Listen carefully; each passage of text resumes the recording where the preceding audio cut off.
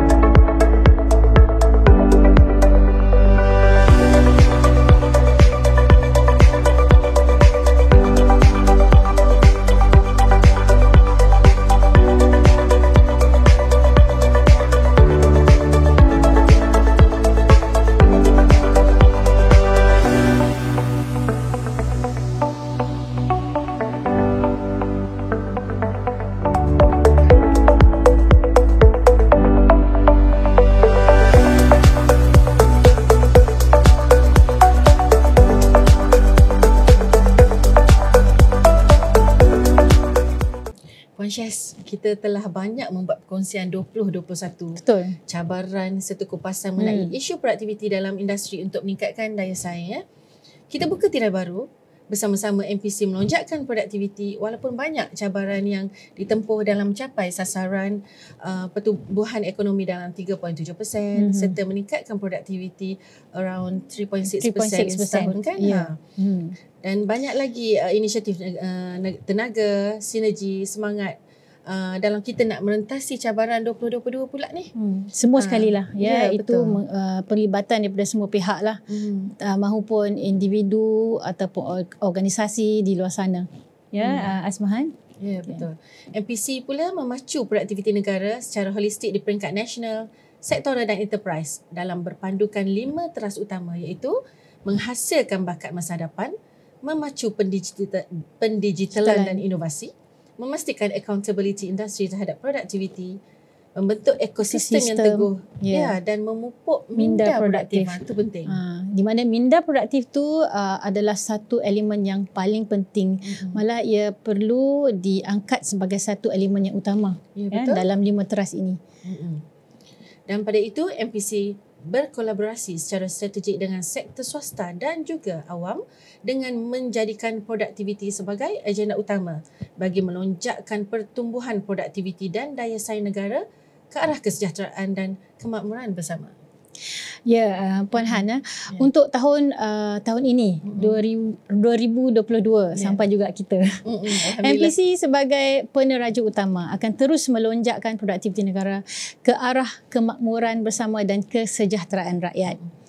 Kita akan terus menyediakan hikmat nasihat dalam peningkatan produktiviti, inovasi dan daya saing. Itu adalah kita punya bread and butter lah ya. Dan kepada industri iaitu dengan memudah cara perniagaan dan menjimatkan kos pematuhan. Sebab ini adalah penting dalam keadaan ekonomi yang tidak menentu sekarang ini. Jadi selain itu peningkatan bakat itu amat penting dalam meningkatkan pencapaian pendidikan rakyat Malaysia, terutama sekali pada masa ini, bagi merapatkan jurang dan ketidaksamarataan pendapatan serta meningkatkan status sosioekonomi rakyat. Ya, Puan Asmahan, dalam apa jua inisiatif dan aktiviti, minda yang produktif tu paling penting. So tanpa minda yang produktif, kita tidak mampu menganjak paradigma ataupun paradigm shift yang membawa hasrat kerajaan ke arah destinasi yang nak dituju sebagai negara maju. Jadi tanpa minda produktif, kita tidak mampu melaksanakan hasrat ini walau secanggih mana teknologi. Ya, betul tu. Pembudayaan produktiviti merentasi pelbagai peringkat individu dan organisasi akan terus diperluaskan bagi memupuk minda produktif di kalangan rakyat Malaysia. Oleh itu, asas paling utama adalah mereka perlu memahami pentingnya meningkatkan produktiviti dan daya saing. Oleh itu, Asman, MPC merancang untuk terus bersama rakan organisasi berkongsi input berkaitan produktiviti untuk pelbagai peringkat masyarakat, terutamanya industri, dalam menambah baik aktiviti kehidupan agar aktiviti yang dilaksanakan lebih cekap dan efisien supaya negara kita lebih makmur dan sejahtera. Ya. Jadi kami kongsikan kepada anda beberapa tips untuk menyuntik minda anda. Kita saksikan. Melonjakkan ekonomi peniaga menerusi produktiviti. Pembangunan ekonomi amatlah penting untuk meningkatkan kualiti hidup rakyat. Pertumbuhan ekonomi yang berterusan bakal mewujudkan peluang perniagaan serta pekerjaan baharu untuk rakyat di Malaysia. Perbadanan Produktiviti Malaysia, MPC, sebuah agensi di bawah Kementerian Perdagangan Antarabangsa dan Industri, telah berjaya melaksana pelbagai inisiatif meningkatkan produktiviti dan daya saing peniaga. Pertama, menerusi program Kedah Produktif dan Kedah Digital, Kerajaan Negeri Kedah Darul Aman telah mentransformasi urusan ubah jenis kegunaan tanah. Program IUJKT telah berjaya menghasilkan ubah jenis kegunaan tanah untuk tujuan industri, komersial dan perumahan dalam tempoh kurang dari 3 bulan berbanding 14 bulan terdahulu. Penggunaan sistem atas talian IUJKT telah meningkatkan kecekapan dan memudahkan peniaga. Majlis Perbandaran Kulim menerusi kerjasama dengan MPC telah berjaya mempercepatkan urusan pembangunan bangunan industri berimpak tinggi di Kulim Kedah. Inisiatif tersebut dinamakan E10, Permit Pembinaan Ekspres. Menerusi E10, pelabur boleh membina bangunan industri, memperolehi lesen operasi serta mula mengeksport dalam masa 10 bulan sahaja.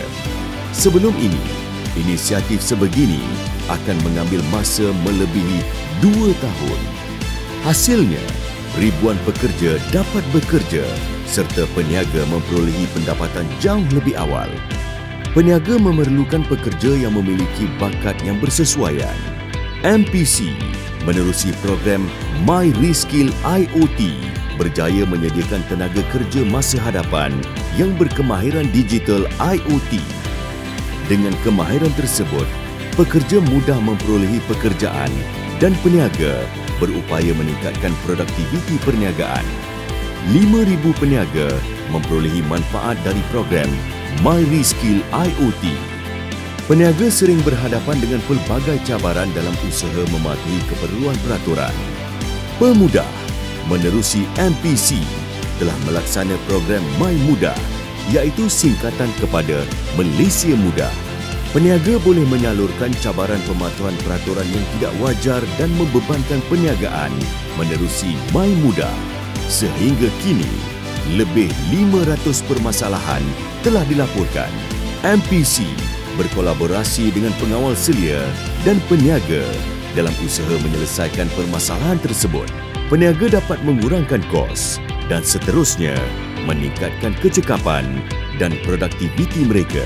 Kejayaan awal program My Muda telah mendapat perhatian yang amat berhormat Perdana Menteri dan mengumumkan penubuhan unit My Muda di semua agensi kerajaan, negeri dan persatuan perniagaan. Keputusan ini telah dipersetujui dalam mesyuarat Majlis Tindakan Ekonomi Negara. Satu lagi usaha penting dalam pembangunan portal MyGP yang mengumpul garis panduan pengawal selia yang perlu dipatuhi oleh peniaga. Peniaga dapat melakukan carian garis panduan dengan mudah dan bakal meningkatkan kepatuhan peraturan dengan maklumat yang lebih telus. Usaha ini merupakan inisiatif MPC dengan Pusat Governance, Integriti dan Anti Rasuah Nasional. Pelan Tindakan Produktiviti Malaysia telah melahirkan 11 Nexus Productivity. Nexus Productivity tersebut mewakili industri utama negara iaitu elektrik dan elektronik, kimia dan produk kimia, mesin dan peralatan, pelancongan, peruncitan dan makanan dan minuman, perkhidmatan profesional, digital, kesihatan swasta, agro makanan, pembinaan dan logistik. 11 Nexus Productivity tersebut merupakan platform kolaborasi pihak industri dan kerajaan untuk meningkatkan produktiviti industri. Kerajaan Persekutuan Malaysia telah menambah baik rangka kerja peraturan menerusi dasar negara amalan baik peraturan. Sebuah rangka kerja peraturan yang teguh penting dalam peningkatan produktiviti peniaga dan negara. Ketua Setiausaha Negara telah melancarkan dasar tersebut. Pelan Rancangan Malaysia ke-12 turut menekankan kepentingan amalan baik peraturan dan behavioral insights untuk melahirkan dasar yang berkesan dan dapat meningkatkan pertumbuhan ekonomi negara. Jom kita berusaha menambah baik kualiti hidup keluarga Malaysia menerusi peningkatan produktiviti. Mesej ini dibawakan oleh Perbadanan Produktiviti Malaysia, sebuah agensi di bawah Kementerian Perdagangan Antarabangsa dan Industri. Ya, di antara inisiatif Puan Syaz yang akan dilaksanakan ni adalah perkongsian idea-idea yang inovatif dan kreatif melalui pelbagai pendekatan bagi melibatkan penyertaan orang ramai secara maya maupun fizikal. Salah satunya adalah program Arise yang kita laksanakan. Platform yang mempamerkan lebih 100 projek inovasi dan kreativiti oleh lebih 1,500 peserta dari organisasi sektor awam dan juga swasta. Ya. Dan ia dikendalikan melalui pelbagai transformasi digital. Dalam masa yang sama, inisiatif ini menggalakkan budaya inovasi dan kreativiti di kalangan pekerja secara berterusan untuk lebih produktif dan berdaya saing. Mari kita lihat paparan mengenai program-program Arise dan tarikh-tarikh pelaksanaan yang telah dirancang.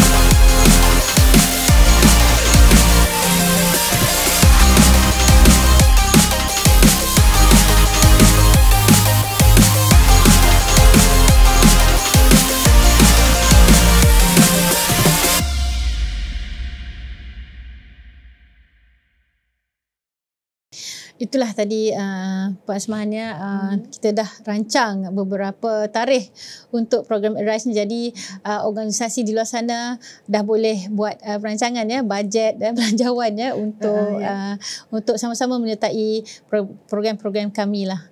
Ya, supaya kita dapat bersama-sama menjana idea untuk meningkatkan produktiviti kita. Okey, dari sudut pembangunan bakat, MPC selaku penggerak telah membuat beberapa perancangan untuk mempertingkatkan program-program pembangunan bakat.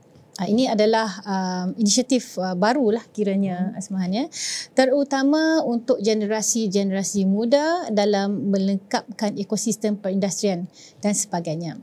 So nantikan kewujudan dan kemunculan apakah inisiatif yang akan dilaksanakan pada tahun ini. Okey, begitu juga dengan penggunaan pendigitalan yang merupakan pemacu kedua yang penting sebagai konektiviti yang menyambungkan kita dengan dunia luar ya, dan juga di peringkat antarabangsa dalam melonjakkan produktiviti dan daya saing serta membawa kita ke persaudaraan antarabangsa ya. So usaha kolektif ini ke arah digitalisasi menunjukkan hasil apabila kedudukan Malaysia telah meningkat dari tempat ke-26 pada tahun 2020 ke tempat ke-22 ya pada tahun 2021 dalam kategori transformasi digital dalam kalangan syarikat seperti yang dilaporkan oleh IMD World Competitiveness Yearbook ataupun WCY. Ini adalah satu pencapaian baik bagi negara kita lah ya. Okey, seperti mana yang kita sedia maklum ya Puan Syaz, pada tahun ini MPC akan mempergiatkan usaha untuk menggalakkan penermagunaan teknologi melalui Nexus. Di antara program yang telah dirancang adalah mempergiatkan produktiviti hackathon ke seluruh negara dalam subsektor agro makanan, melaksanakan program AI untuk sektor perniagaan artificial intelligence. Yes, yang telah mengikuti program MyReskill IoT. Banyak kita dah buatnya sepanjang tahun 2021 dalam pelbagai sektor industri ya untuk MyReskill IoT. Okey. Dan seterusnya kita juga telah membangunkan program Smart Machinery dengan sokongan daripada Machinery and Equipment Productivity Nexus MEPN dan meningkatkan penyertaan hospital swasta dalam penyediaan data untuk My Health Data Warehouse MHDW. Itulah dia di antara program-program yang dirancangkan ya Puan Syaz dalam membantu industri di luar sana. Kita harapkan agar lebih banyak fasilitasi dan juga bantuan yang kita boleh sampaikan kepada industri di luar sana dan juga masyarakat secara keseluruhannya untuk menyampaikan bahawa pentingnya produktiviti dalam kehidupan seharian. Ya, betul.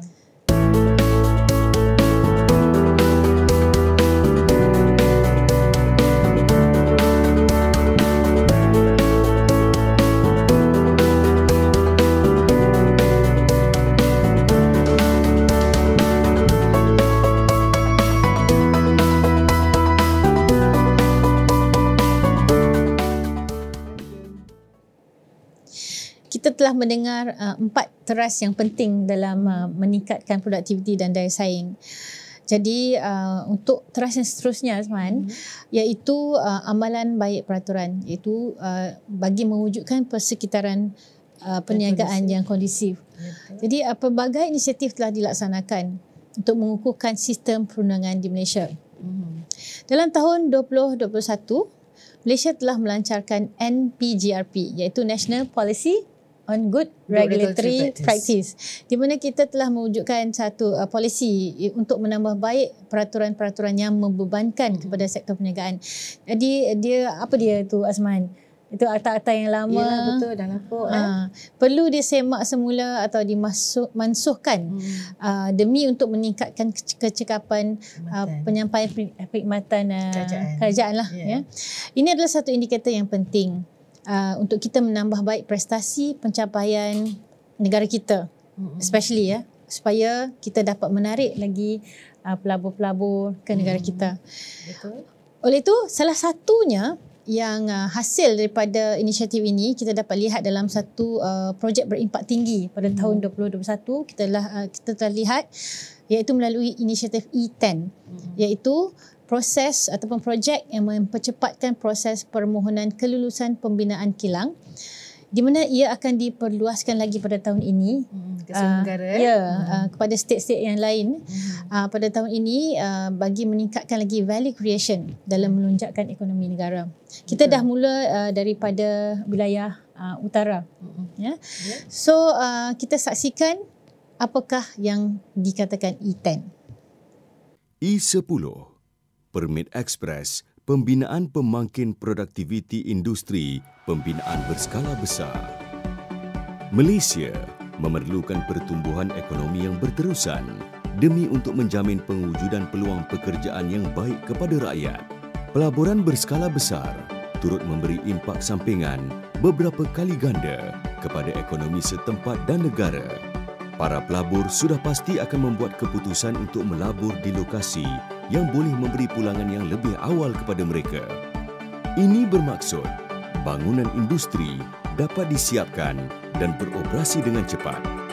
Kerajaan Negeri Kedah terus berusaha meningkatkan ekonomi negeri menerusi pelbagai inisiatif produktiviti kerajaan negeri.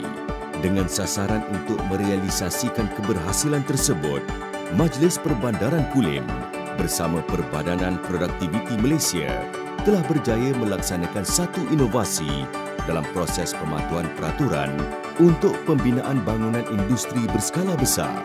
Inovasi ini dinamakan E10, Permit Pembinaan Ekspres. Menerusi E10, pelabur boleh menyiapkan bangunan industri serta mula mengeksport produk mereka dalam tempoh 10 bulan sahaja atau suatu tempoh yang dipersetujui bersama. Tempoh ini bermula dari tarikh permohonan kelulusan kebenaran merancang yang dikemukakan ke Majlis Perbandaran Kulim. Usaha E10 ini dibangunkan bersama dengan Perbadanan Produktiviti Malaysia serta semua pemegang taruh yang terdiri dari agensi teknikal termasuk pembekal perkhidmatan utiliti. Semua pemegang taruh mempunyai misi untuk membolehkan pematuhan peraturan serta proses pembinaan dapat dilakukan dengan cepat tanpa mengubah sebarang peraturan sedia ada. Peraturan tangkas diaplikasi dengan pelaksanaan pematuhan peraturan secara selari. Ini menjimatkan masa serta kos kepada pelabur. Produktiviti pengawal selia turut meningkat dengan ketara. Proses E10 bermula di mana pelabur, perunding, Majlis Perbandaran Kulim, agensi teknikal dan pemegang taruh lain bersama memahami keperluan bangunan industri pelabur menerusi sesi taklimat projek. Pengawal-pengawal selia turut memaklumkan keperluan pematuhan peraturan kepada pelabur berkenaan. Kaedah ini banyak menyelesaikan ketidakfahaman di antara pelabur serta pengawal selia. Perunding lantikan pelabur disarankan mengemukakan permohonan kelulusan kebenaran merancang, pelan bangunan dan pelan kejuruteraan secara serentak. Kelulusan secara prinsip akan dikeluarkan beberapa hari kemudian yang membolehkan pelabur memasuki tapak pembinaan. Pelabur boleh memulakan kerja tanah awal, penyediaan tapak pembinaan termasuk tempat penginapan pekerja. Ini menjimatkan tempoh masa pembinaan. Pihak Majlis Perbandaran Kulim terus memantau kemajuan projek secara berterusan. Lawatan ke tapak pembinaan kerap dilakukan. Sebarang permasalahan diselesaikan dengan pantas bersama pengawal selia terlibat. Sesi penyelesaian masalah sering diadakan. Ini merupakan satu lagi faktor kejayaan inisiatif E10. Pelabur juga dibenarkan membawa peralatan dan mesin untuk memasuki bangunan kilang pada tahap akhir pembinaan. Peralatan dan mesin turut dibenarkan untuk dipasang dan ditauliah. Pada kebiasaannya, peralatan hanya dibenarkan masuk setelah bangunan siap sepenuhnya. Walaupun begitu, tahap keselamatan pekerja tetap menjadi keutamaan. Inovasi ini turut membantu penjimatan masa yang ketara serta kos pengubahsuaian untuk membawa masuk peralatan dan mesin berkenaan selepas bangunan siap. Satu lagi inovasi adalah membenarkan proses permohonan lesen premis perniagaan dan lain-lain dimulakan semasa waktu pembinaan. Lesen tersebut dapat dikeluarkan sehari selepas bangunan siap penuh atau sijil CCC dikeluarkan. Amalan kebiasaan, lesen ini dipohon selepas bangunan siap sepenuhnya. Projek pendirian bangunan Aspen Grove Sendirian Berhad yang mewujudkan 2,500 peluang pekerjaan bermula pada Oktober 2020. Bangunan dapat disiapkan dalam masa 7 bulan dan pematuhan akhir 2 bulan.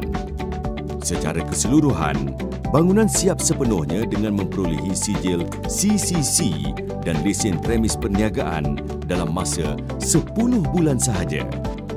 Ini merupakan satu pencapaian yang bermakna. Kebiasaannya, projek seumpama ini mengambil masa selama 24 bulan. Kejayaan E10 turut menarik minat pelabur untuk melabur di Kulim High-Tech. Keberhasilan meningkatkan ekonomi dan peluang pekerjaan yang baik kepada rakyat dapat direalisasikan dengan lebih pantas. E10 boleh dipraktikan oleh pihak berkuasa tempatan lain mengikut kesesuaian di kawasan mereka. Kejayaan E10 turut meningkatkan produktiviti pelabur, pengawal selia dan negara. Jika usaha seumpama E10 dilaksanakan secara meluas di Malaysia, pasti negara kita menjadi tumpuan para pelabur besar dunia. Projek E10 ini merupakan salah satu inisiatif Kedah Produktif hasil dari kerjasama Kerajaan Negeri Kedah, Majlis Perbandaran Kulim dan Perbadanan Produktiviti Malaysia.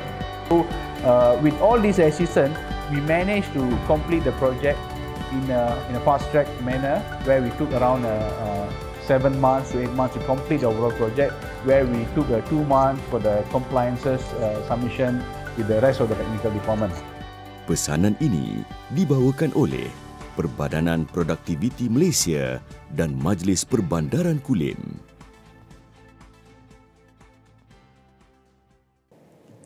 Begitulah di antara highlights inisiatif produktiviti tahun 2022 yang dapat kami kongsikan untuk anda semua. Mudah-mudahan ia dapat menyuntik semangat anda untuk tahun ini, tahun baharu, bagi membantu anda semua merancang strategi atau resolusi yang lebih baik untuk kehidupan yang lebih makmur dan sejahtera. Ya, betul. Baiklah, kita telah pun sampai ke penghujung rancangan ya, Puan Syaz. Diharapkan apa yang telah dikongsikan tadi memberi manfaat dan semangat kepada kita semua. Jumpa lagi pada hari dan waktu yang sama, Jumaat jam 3 petang. Jangan lupa follow, like dan share kami. Stay safe, kekal positif, kekal produktif.